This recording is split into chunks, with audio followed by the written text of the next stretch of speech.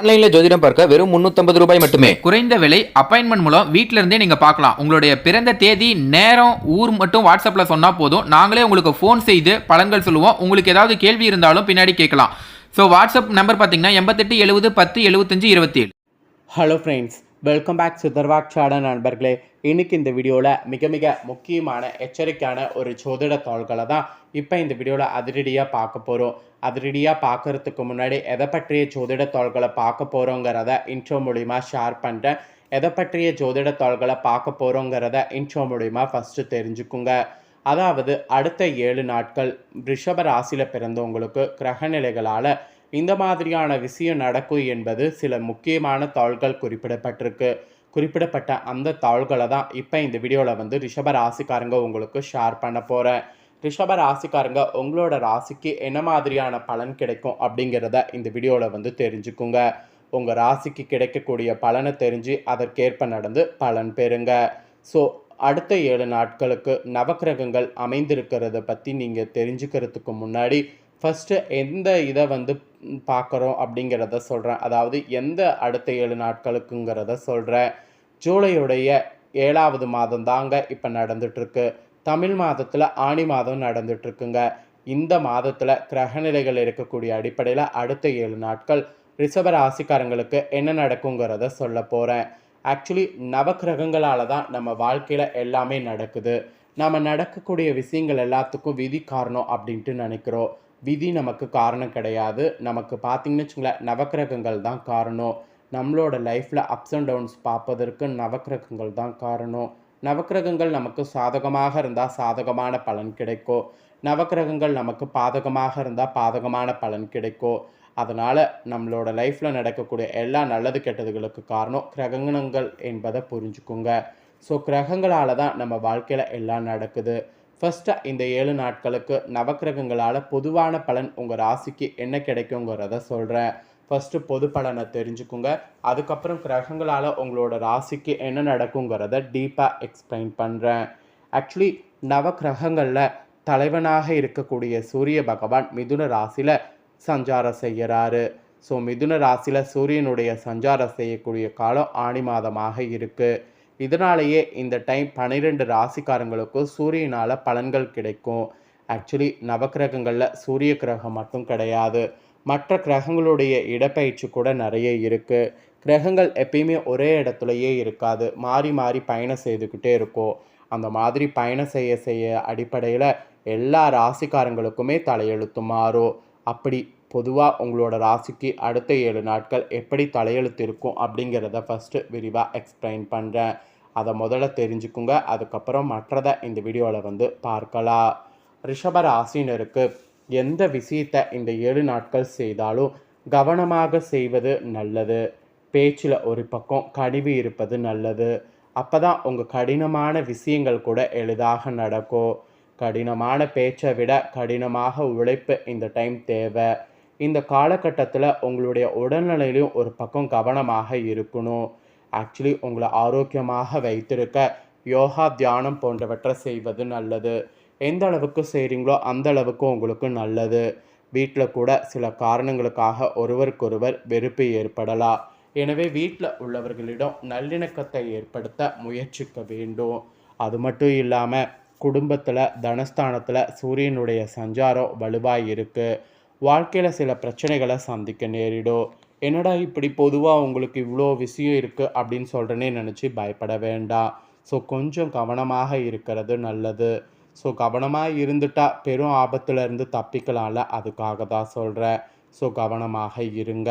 So இப்போ உங்களோட ராசிக்கு டீப்பாக கிரகநிலைகளால் என்ன நடக்கும் அப்படிங்கிறத ஷேர் பண்ணுறேன். இந்த கிரகநிலைகளால் இந்த 7 நாட்கள் நீங்கள் நினைத்த காரியங்கள் நிறைவேறுமா நிறைவேறாதா, உங்களுடைய பலம் என்ன பலவீனம் என்ன, எதில் கவனமாக இருக்கணும் அப்படிங்கிற விஷயங்களை எல்லாமே இப்போது நான் உங்களுக்கு ஷேர் பண்ண போகிறேன். ரிஷப ராசிக்காரங்க உங்களோட ராசிக்கு கிரகங்களால் என்ன 7 நாட்கள் நடக்கும் அப்படிங்கிற விஷயங்களை தெளிவாக தெரிஞ்சுக்குங்க. ஒவ்வொரு கிரகங்களாலேயும் உங்களோட ராசிக்கு என்ன நடக்கும் அப்படிங்கிறத தெளிவாக இந்த வீடியோவில் ஷேர் பண்ணுறேன். ஒவ்வொரு கிரகங்கள் எந்தெந்த இடத்துல அமைஞ்சிருக்க என்ன மாதிரியான பலனை தரும் அப்படிங்கிறத இந்த 7 நாட்களுக்கு தெரிஞ்சு அதற்கேற்ப நடந்து பலன் பெறுங்க. சரி வாங்க உங்களுக்கான பலன் என்னங்கிறத இப்போ அதிரடியாக வந்து பார்க்கலாம். அதாவது கலைநயம் இடரக்கூடிய சுக்கிரனை அதிபதியாக கொண்ட ரிஷபராசி அன்பர்களுக்கு ஃபஸ்ட்டு சூரிய பகவானால் என்ன நடக்குங்கிறத சொல்கிறேன். சூரிய பகவான் உங்கள் ராசிக்கு 2வது இடத்துல இருக்கிறாரு. இதற்குத்தானே ஆசைப்பட்டாய் பாலகுமாரா அப்படிங்கிற இந்த பழமொழிக்கேற்ப கார் வாங்க வேண்டும் என்ற நீண்ட நாள் ஏக்கம் இந்த 7 நாட்களில் உங்களுக்கு நிறைவேறும். சூரிய பகவான் உங்கள் ராசிக்கு 2வது இடத்துல இருக்கிறதுனால கார் வாங்கக்கூடிய யோகம் உங்களுக்கு உண்டாகும். அப்புறம் சூரியனை தொடர்ந்து நெக்ஸ்ட்டு சந்திரனுடைய நகர்வுகள். சந்திரனுடைய நகர்வுகள் இந்த 7 நாட்கள் ஏற்றிறக்கமான பலன்களை உங்களுக்கு கொடுக்கும். அரசாங்க காரியங்கள் வகையில் அனுகூலமாக உங்களுக்கு எல்லாமே நடக்கும்.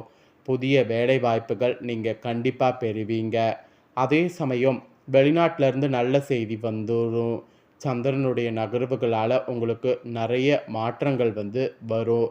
அது எல்லாமே நீங்கள் அக்செப்ட் பண்ணிக்கக்கூடிய வகையில் உங்களுக்கு இருக்கும்.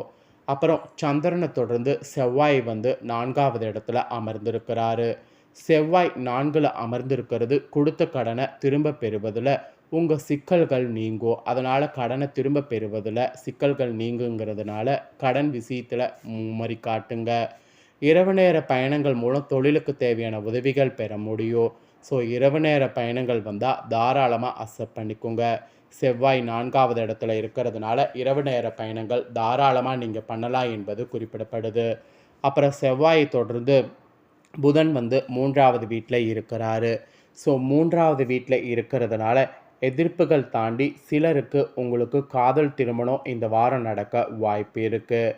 இதில் என்ன ஒரு ஸ்பெஷல்னா குழந்தை இல்லாமல் இருக்கிறவங்களுக்கு இந்த 7 நாள் காலகட்டத்தில் நல்ல செய்தி மனதில் உண்டாகும். அதனால் ட்ராவல் போன்றவதை அவாய்ட் பண்ணணும் என்பது பெண்களுக்கு மெயினாக குறிப்பிடப்பட்டிருக்கு.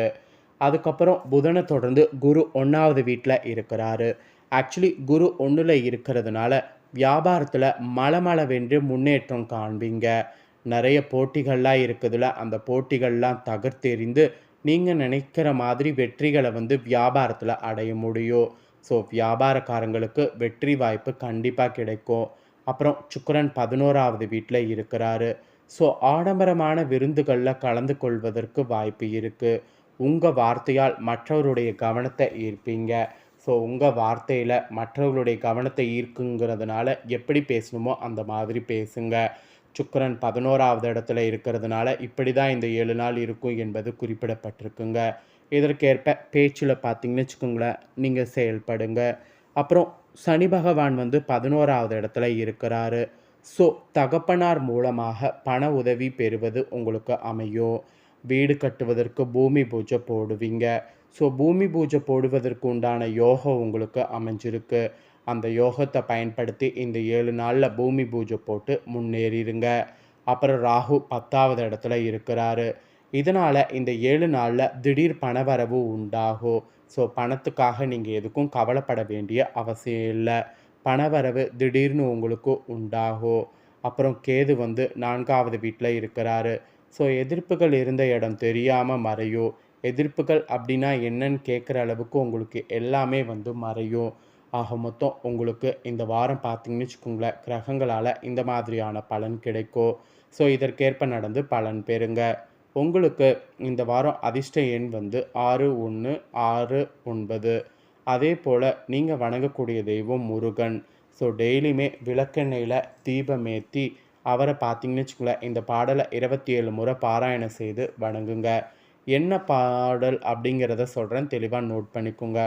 அகமெல்லாம் மகிழ்ச்சி வெள்ளம் அரும்பி நிற்க சுகமெல்லாம் தரக்கூடிய சுக்கிரனே முகமலர வணங்குகிறேன் அப்படிங்கிற இந்த மந்திரத்தை தினந்தோறும் நீங்கள் சொன்னீங்கன்னா முருகனுடைய அருளால் உங்களுக்கு இன்னும் நிறைய நல்லது நடக்கும்.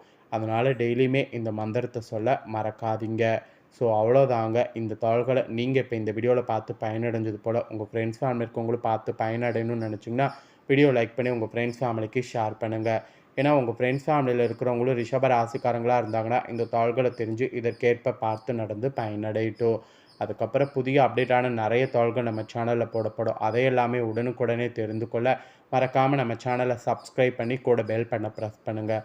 ஃபஸ்ட் டைம் பார்க்குறவங்க அதை நீங்கள் பண்ணிட்டீங்கன்னா இனி நான் போகிற மற்ற அப்டேட்டான எல்லா வீடியோஸும் உடனுக்குடனே தெரிந்து கொள்ளலாம். ஸோ மறக்காமல் சப்ஸ்கிரைப் பண்ணி பெல் பண்ண ப்ரெஸ் பண்ணுங்கள். நெக்ஸ்ட்டு இதே போல் சுவாரஸ்யமாக வேறொரு வீடியோவில் உங்களை சந்திக்கிறேன். நன்றி.